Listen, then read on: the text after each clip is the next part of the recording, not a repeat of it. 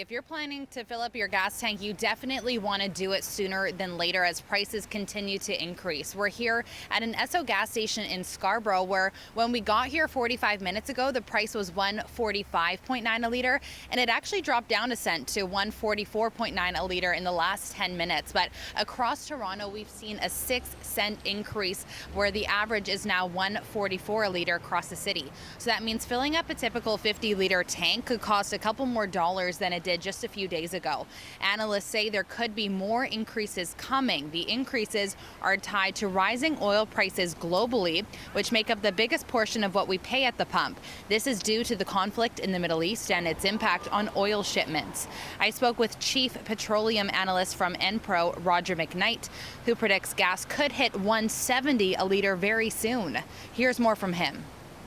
This conflict, war, whatever you want to call it, between the U.S. and Iran doesn't seem to show any signs of slowing down.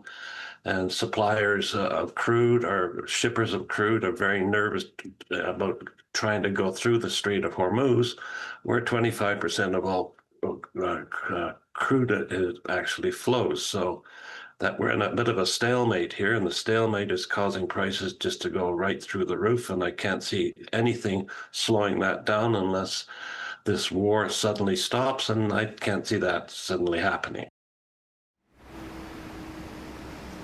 And drivers are already feeling the pain at the pumps. We spoke with some drivers who say this will have ripple effects not only on themselves, but their business. Take a listen.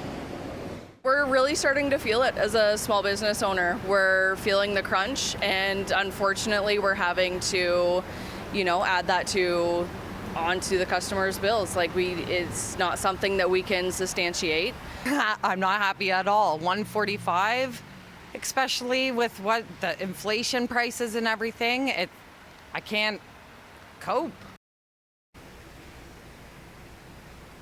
McKnight also tells me that he believes across Canada, the West Coast and Vancouver will be hit the hardest with increases. He also predicts that as we see these prices continue to climb, that we'll likely see less drivers on the road.